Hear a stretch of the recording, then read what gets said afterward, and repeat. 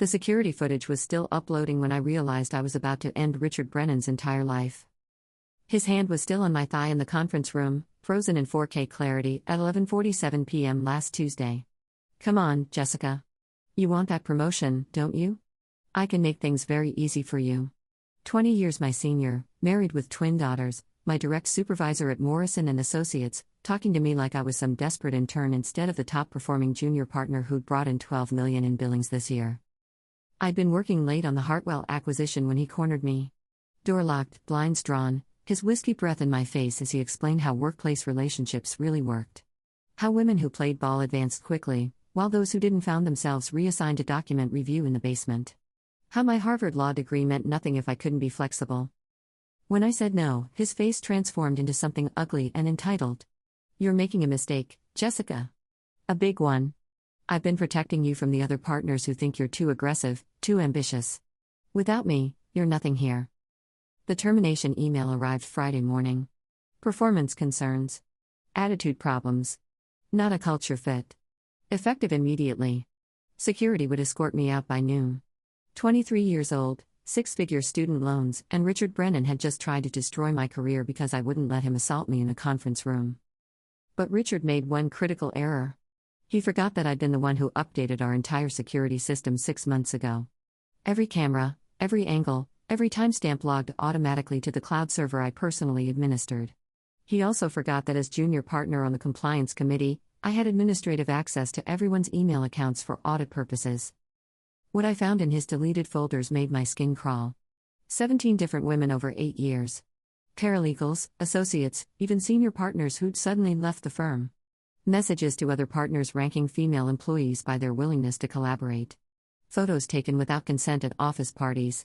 An entire folder labeled leverage filled with compromising information about women who'd rejected his advances. The pattern was crystal clear.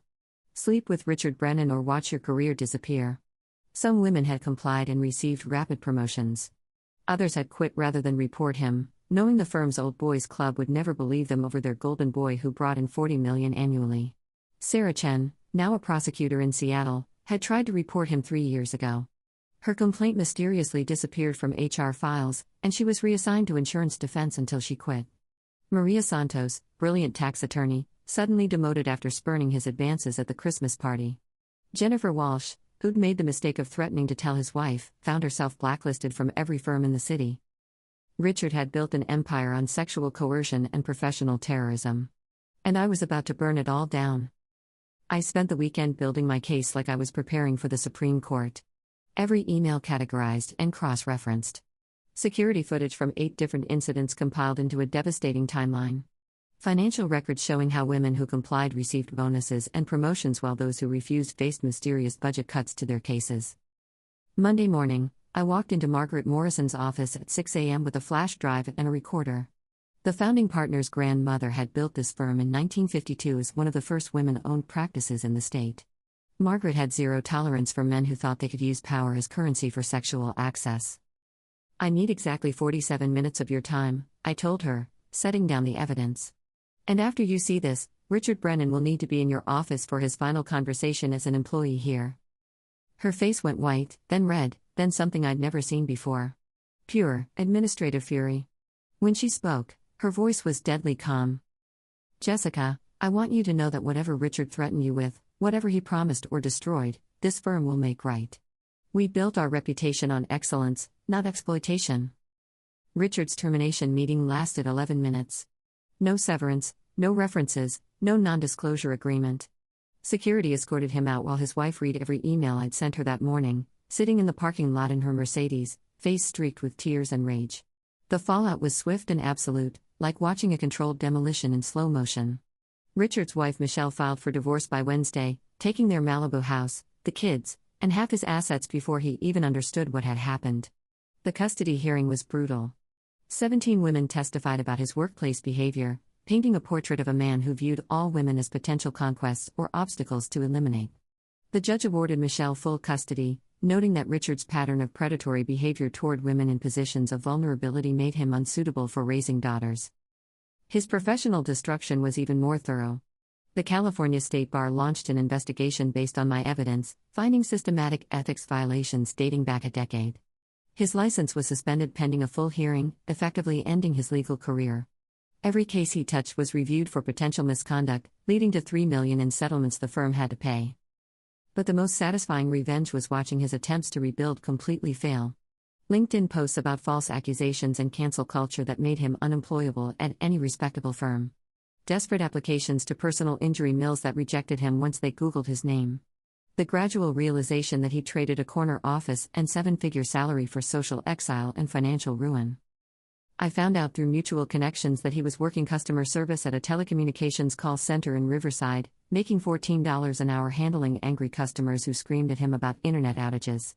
The man who'd once controlled the careers of dozens of brilliant women now had to ask permission for bathroom breaks. Meanwhile, I was promoted to senior partner at 24, the youngest in the firm's history. Margaret moved me into Richard's old corner office as a deliberate statement about the firm's new direction. His nameplate went into the dumpster, replaced with mine in gleaming brass. The view of downtown LA that he'd used to intimidate victims now served as my daily reminder that predators can be toppled by their own hubris. The other women he'd harassed started reaching out, thanking me for having the courage they couldn't muster. Sarah Chen sent champagne with a note, "You did what I was too afraid to do." Maria Santos returned to corporate law at a competing firm, her reputation rehabilitated. Jennifer Walsh started her own practice, finally free from Richard's shadow network of intimidation. But success felt complicated when I thought about the women who'd complied with his demands to save their careers. They'd survived by sacrificing pieces of themselves I'd refused to give up. Some resented my victory because it highlighted their compromise. Others seemed relieved that the system that had exploited them was finally held accountable. The hardest part wasn't the professional triumph or financial reward. It was learning to trust my own judgment again after months of being told I was paranoid, oversensitive, misreading innocent mentorship. Richard had spent so much energy convincing everyone that ambitious women were naturally suspicious that even I'd started doubting my instincts. 6 months later, I received a LinkedIn message from a paralegal at a different firm. Her boss was making similar demands, she said. Did I have any advice? I spent 2 hours on the phone with her, walking through documentation strategies and legal options, watching her realize she had more power than she'd believed. That conversation became dozens of others. Women who'd been told their harassment was normal workplace friction, that ambitious women always faced extra scrutiny, that powerful men's behavior should be excused or managed rather than confronted. My corner office became an informal war room for career battles other women were too afraid to fight alone. Richard Brennan thought he could destroy my future to protect his present. Instead, he'd created his own executioner and handed me the evidence to make it happen. The best revenge isn't just destroying your enemy's life, it's building something better on the ruins of their empire.